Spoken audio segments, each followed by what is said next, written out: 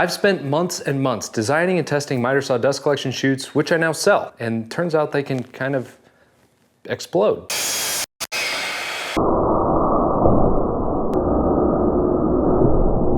Let's figure out what's going on and address this rare but potentially terrifying issue.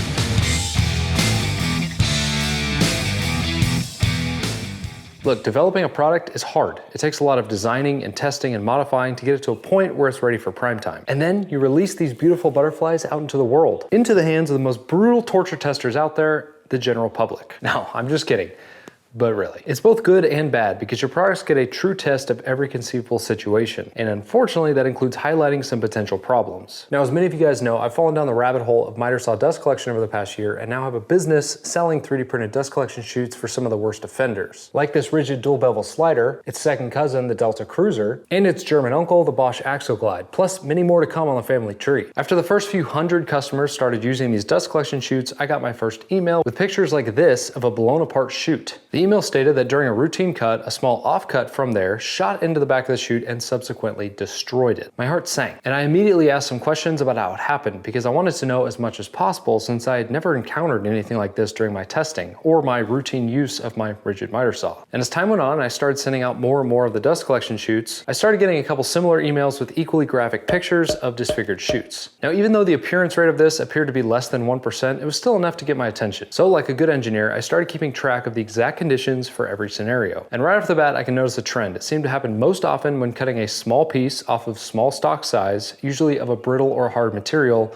like a hardwood or something like PVC. And in an overwhelming majority of cases, the user started the email with saying, "I screwed up. I wasn't paying attention. I let the offcuts get too close to the blade and it got sucked up and broke the chute." Now, in all of these cases, I offered the customer a replacement chute at essentially what is my cost, and 95% of them happily accepted. But there were, of course, 5% angry Karens.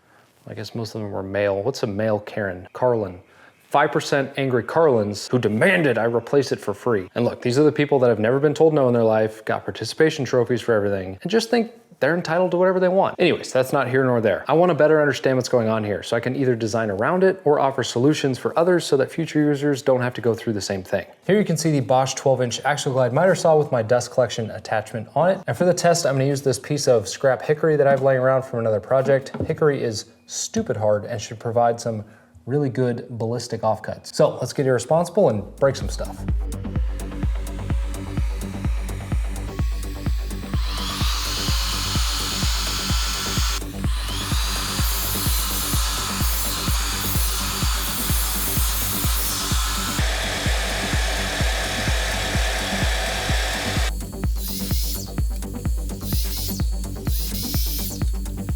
And it just kind of continued like this for about 20 minutes. I started by treating the miter saw how I normally do, which is to make slow, careful cuts, and then just moved on to fast and irresponsible. Which is why in some of the shots you'll see some dust because the dust collection when you're making really fast cuts is not so good.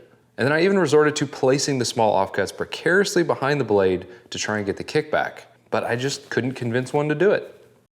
I am frankly at a loss for words. There's people that contacted me about this issue and they say it's the first cut I made, shattered the chute. How? When I was setting all this stuff up, I fully expected to break one within 5 minutes. I mean, I was throwing every scenario at it that everyone complained was an issue, and I couldn't get a single one to break. I mean, look how prepared I was. I've got 8 chutes here that I wanted to break. I'm frankly kind of baffled and a little disappointed. I wanted to break some stuff. One thing I want to try to change it up to see if it makes a difference is the hose and vacuum setup. So I've got this dust right hose hooked up to a shop vac, a 5 horsepower shop vac in the workbench. I'm going to try and go up to the 2.5-inch hose with the adapter that I sell to a larger dust collection system. It's usually not what I would recommend for a miter saw setup, but maybe that's the catalyst for the carnage. That's one thing I didn't ask and I'm kind of kicking myself for now is everyone that sent me photos of theirs that broke, what was their dust collection setup? What was the kind of the whole situation? I was too honed in on what they were doing at the saw when maybe the dust collection system has something to do with it.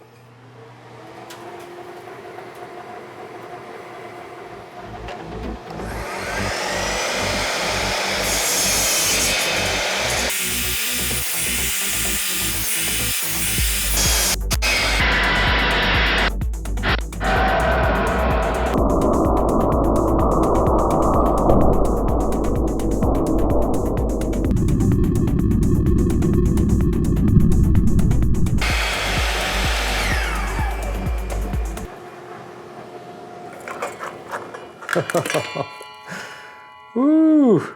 You may also notice the structure here. This is called infill, and it's really common on 3D printed parts to reduce the overall material used in the part and to speed up the print time. But as you can imagine, it decreases the strength a little bit, though not quite as much as you'd think. That's what I'm talking about. Okay, so a couple different things happened there. One, I obviously hooked up the new hose and the dust collector, so I don't know if that airflow made a difference. But the other thing I did different was I was really sloppy with how I was making the cuts. So I was making a lot of little offcuts and I wasn't bothering clearing them or anything. I was just kind of feeding more wood, making cuts. Eventually it just kind of like log jammed itself into the blade and shot out through the back. Let's try it again. So I broke a fundamental rule of science in that I changed 2 variables and then repeated the experiment. So I don't know if it was the different dust collection with this hose versus this one or the sloppy cut. So I'm gonna put back on the original hose and do the same sloppy cut method and see if we can repeat the result.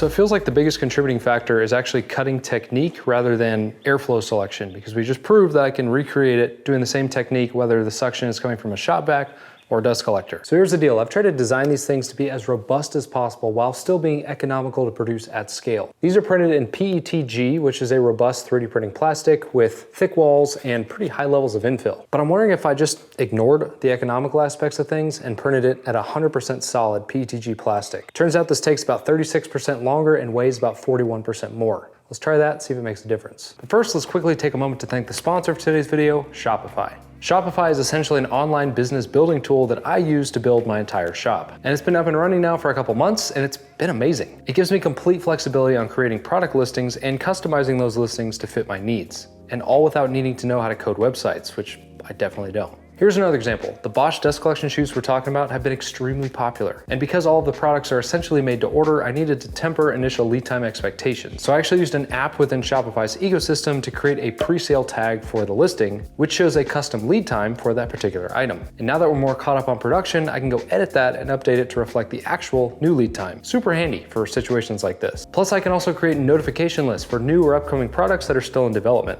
like the DeWalt sliding miter saw dust collection or the European version of the Bosch Axial Glide. It kind of lets some customers go to the front of the line and call dibs on those products. And finally, Shopify has a really cool mobile app that lets me check in on the store, look up, and even modify orders if needed, all from my phone, from anywhere. If you've ever thought about starting an online business, now is the time. Start your free trial today by going to shopify.com/shopnation. I honestly couldn't imagine building an online store with anything else at this point, so go check it out.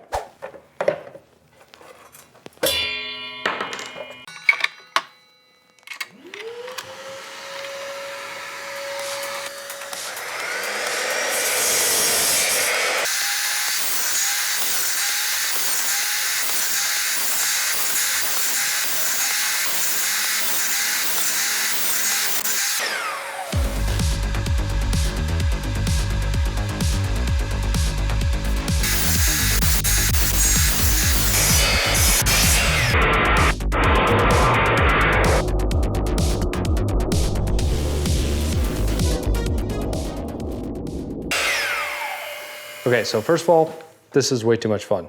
But I kind of predicted that this solid print versus the infill wasn't really gonna make a big difference just because these little offcuts have so much energy. When they're shot back from the blade like that, I don't think any printed plastic is really gonna survive. Now I could go for ultimate strength and print these things in a composite material with, say, continuous Kevlar fiber reinforcement on something like a Mark Forge printer. But even if it did survive, the price point for that product would be kind of unreasonably high for this application. But another thought is, what if I opted instead for a softer material, like a TPU or a rubber? That way it kind of absorbs the impact rather than just shatters. I don't know, but it's an idea that I'll definitely look into. But it's also hard to ignore the fact that in order to get these things to break, I have to treat the saw like a complete lunatic, at least in my case, to just keep feeding material and chomping it down and letting all those offcuts build up until one eventually gets caught by the blade. It feels very preventable, but if there's something I could do from a design standpoint that would prevent this from happening, that would probably be better. So in an effort to prevent the pieces ever from getting into the chute, I've added these kind of cattle guard bars here, kind of like an old steam engine, you know, to push the cows off the tracks. Maybe this will keep the pieces from getting wedged between the saw blade and the chute and thus cause the break, but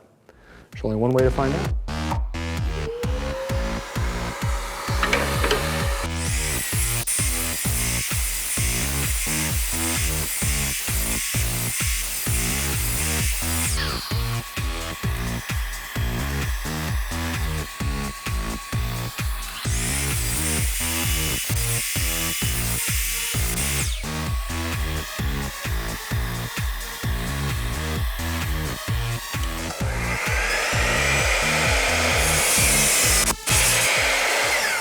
All right, so it seems like the cattle guard version, as I'm calling it, still failed, but it prevented the catastrophic failure of the chute, which is good. But now with that guard missing after it broke, the next time you did that, it's just gonna break the chute. So it didn't really solve the problem. It just kind of allows for a pre-break before the final break, if that makes sense. There are certain situations in life where prevention is your best bet.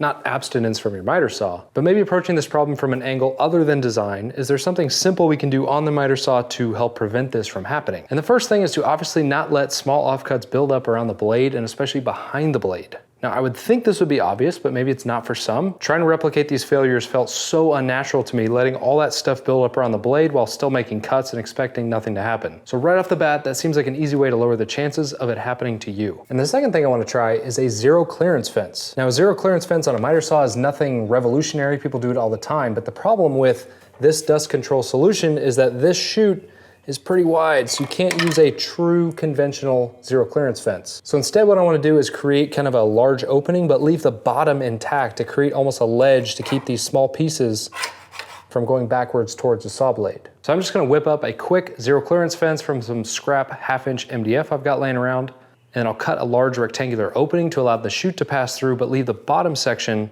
intact, creating that lip that I was talking about that should prevent those smaller pieces from going back.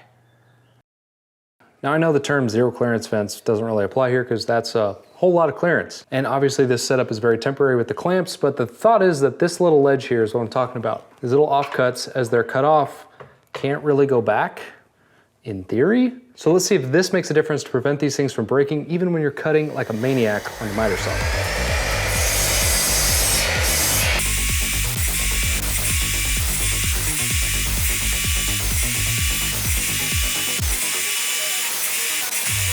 All right, that is promising. Now I'm still convinced there's people out there that can break it even with that in place, but in my opinion, there's two things you can do to drastically reduce the likelihood of it breaking on you. Number one, clear the offcuts when you're done with them. Don't let them build up around the saw. That's just good practice for a miter saw. And number two is to try and use this little low profile fence. Especially if the work you do involves a lot of small offcuts, that's probably a really good investment. If you don't tend to do a lot of that kind of stuff, then maybe it's not even worth doing, but it's cheap insurance that takes about 2 minutes to build. The overwhelming feedback from users so far is that the dust collection of these things is very good. So the fact that we don't have to alter the design and potentially impact that efficiency is, I think, a good thing. So for anyone out there using my dust collection chutes, do those two simple things to prevent a costly and maybe even scary mishap in your shop. I'll put a link up to my store if you want to check out what saw models I've designed these for. I also try to tease the models that are on deck, like the DeWalt 779-780 and the European version of the Bosch Axial Glide 12-inch miter saw, which actually should go live pretty soon. And last but not least, if there was something that I didn't cover or maybe something that I missed, leave those down in the comments below, and I will see you guys on the next one.